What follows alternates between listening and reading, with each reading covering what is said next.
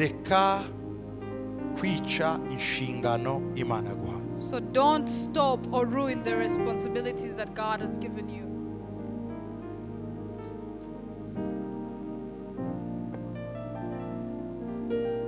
Reka kwica inshingano Imana yaguhaye.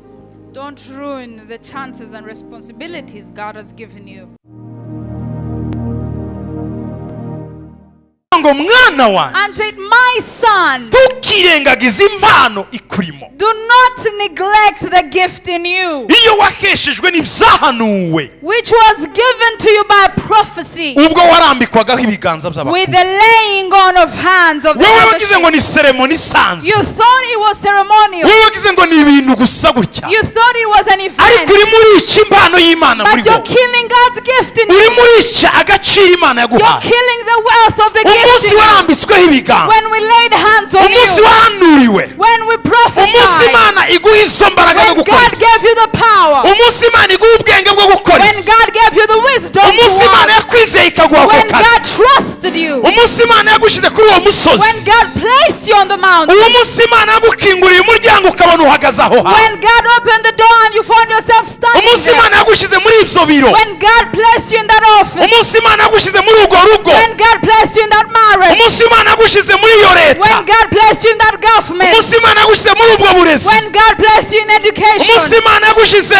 mu when itangazamakuru. God blessed you in media, Umunsi Imana yagushyize mu karasisi n'ibindi. when God blessed you in arts, Umunsi Imana yagushyize mu idini when runaka. God blessed you in Ariko religion. ibintu urimo ukora mwana wanjye But what you're doing, my biragaragaza ko son, urimo usuzugura icyo Imana shows that yagushyize. you're neglecting. Tuzi agaciro k'ibyo Imana You yaguhamagaye. don't know the worth of the calling Tuzi you have. otorite Imana yashyize muri You wowe. don't know the opportunity God Urimo has urajya ku blessed you. misozi itari iyawe. You're going on the wrong Urimo mountain. urakora ibitari byo. You're doing the wrong thing. Ibyo wagakoze muri ibyo biro si What ibyo you urimo should ukora. do in that time, Ibyo wagakoze kuri uwo musozi si what ibyo you urimo should be ukora. doing is not what you're doing. Ntugasuzugure impano yagushyizweho. Do not neglect the gifts God has Umunsi given bagushizeho you. ibiganza. When they laid hands on you. Hallelujah. Hallelujah. Kuko Imana kugira ngo yemere bakwizeye For God to allow to trust you, byayivuye kure. it came from far.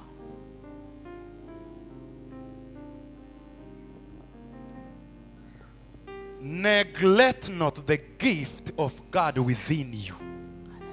Ntusuzugure impano y'Imana ikurimo. Reka gufata ibintu nk'ibintu by'imikino. Don't play with what you have.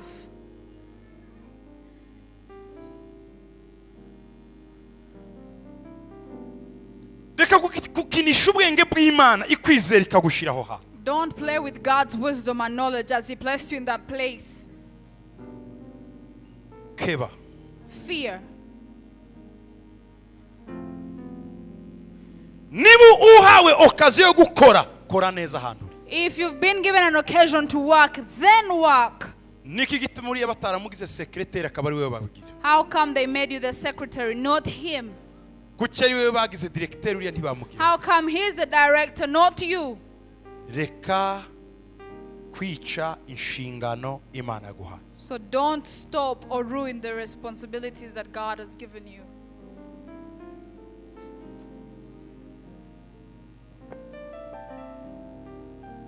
Reka kwica inshingano Imana yaguhaye. Don't ruin the chances and responsibilities God has given you. Reka gukinisha umuhamagaro w'Imana. Don't play with the calling of God. Reka gukinisha umusozi w'Imana. Don't play with the mountain of God.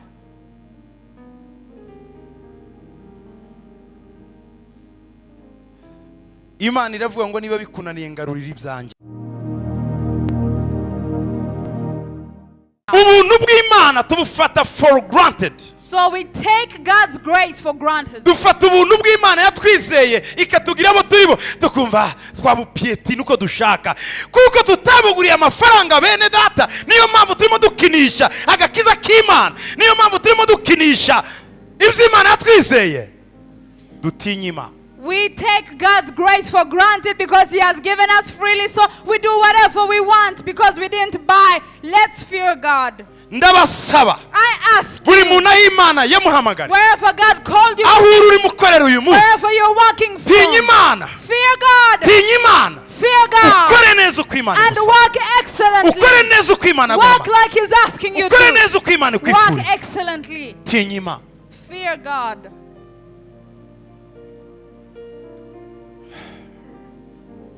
ntukirengagize impano ikurimo. Do not neglect the gift that is in you, Iyo waheshejwe n'ibyahanuwe, which was given to you by prophecy, ijambo ry'ubuhanuzi the prophetic word. ntiryavuzwe n'umwana w'umuntu, It wasn't spoken by man, ryavuzwe n'Imana it was spoken by ku God. bijyanye ejo hawe hazaza For your tomorrow, n'umuhamagaro wawe. for your calling, Bavandimwe, brethren, dutinye Imana. let's fear God.